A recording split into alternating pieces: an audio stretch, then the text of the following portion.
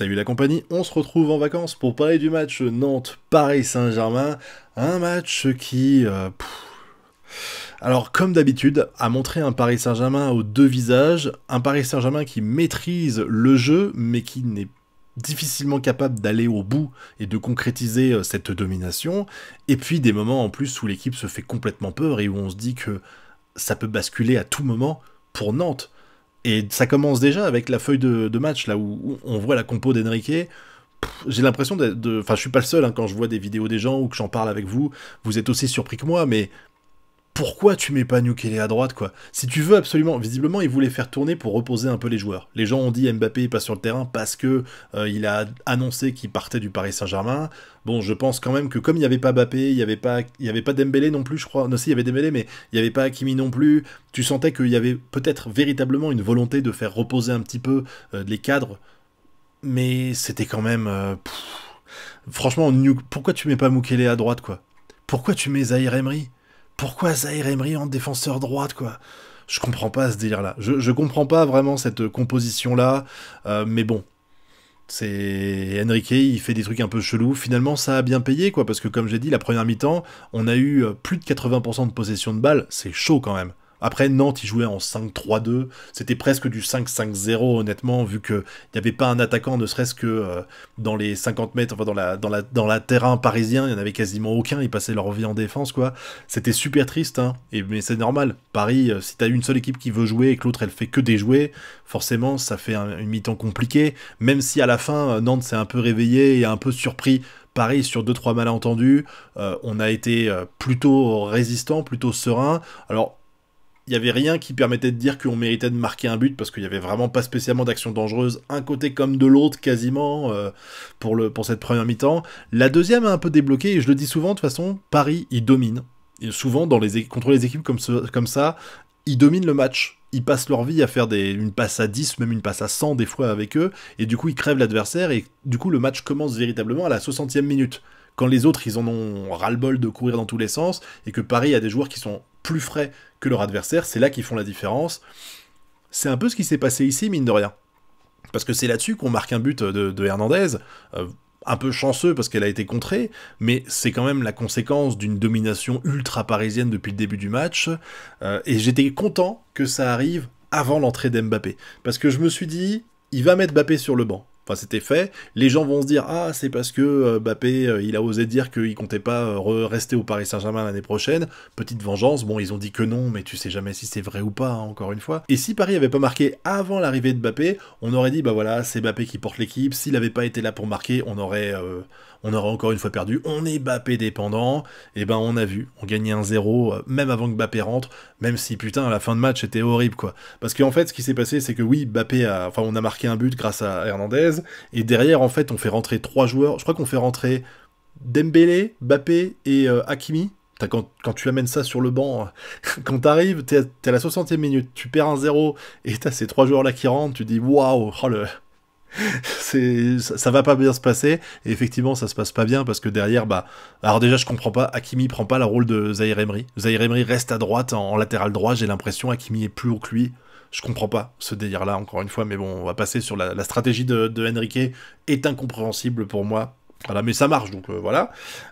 On a Mbappé qui va provoquer un penalty, bon, chanceux le penalty quand même, hein, c'était un peu limite. Il le concrétise parce que voilà. Et derrière, par contre, dès qu'on va commencer à gagner 2-0, mais ils ont déroulé les autres, c'est incroyable. T'as senti que le poids ils ont tenté d'aller chercher le match nul pour moi, Nantes, et une fois qu'ils ont dit bon bah c'est mort, on n'y arrivera pas, ils se sont dit bon autant essayer, hein, et c'est à partir de là qu'ils ont été dangereux. La façon dont Nantes a joué à partir de la 60e minute à peu près, c'est ce qu'ils auraient dû faire dès le début de match, parce qu'ils auraient emmerdé tout le monde. Sincèrement, c'est dommage pour eux, en fait, de vraiment avoir commencé à jouer que les 20 dernières minutes, parce qu'ils auraient vraiment pu obtenir quelque chose de Paris. Je trouve, en tout cas. Surtout que, à partir du moment où on a gagné 2-0, t'as l'impression qu'on s'est un peu lâché. Alors, on va parler un peu des performances individuelles des joueurs, hein, clairement. Bon, Zahir Emery, il a fait ce qu'il pouvait dans un poste qui est pas le sien, mais je trouve qu'il a été très performant, peut-être même meilleur qu'Hakimi, dans le rôle de défenseur. Hakimi, c'est un piston incroyable, il projette l'équipe vers l'avant, on est d'accord. En défense, je pense que les 2 tiers des buts qu'on se ment, je vois les 3 quarts, c'est toujours à droite, quoi, parce qu'il y a on a des faiblesses à droite de fou. Quand t'as Hernandez à gauche et que t'as Hakimi à droite, tu sens qu'en défense, t'es quand même plus serein avec Hernandez, qui est pour moi la meilleure recrue de Paris cette saison, avec pas loin Barcola et Dembélé qui est un petit peu en dessous.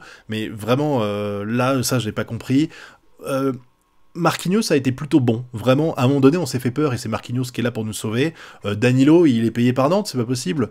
Je sais qu'il y a beaucoup de gens qui kiffent Danilo et qui expliquent que c'est un bon défenseur, que c'est un bon joueur du Paris Saint-Germain. Je trouve que il a pas les compétences. Moi, je continue de dire qu'il a pas le niveau du Paris Saint-Germain. Il a fait quand même encore une fois des conneries. Il y avait déjà le match d'avant là où il recule et il a refait la même chose.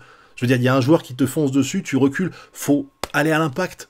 T'es un défenseur, mec. C'est ton rôle d'être à l'impact. Je comprends pas qu'il le fasse pas, et du coup, Nantes a gagné 10 mètres suite à ça, et puis l'action hyper dangereuse qu'on se mange, c'est parce que Danilo rate sa reprise, là, et que du coup, les Nantais récupèrent la balle et nous mettent en danger, voilà.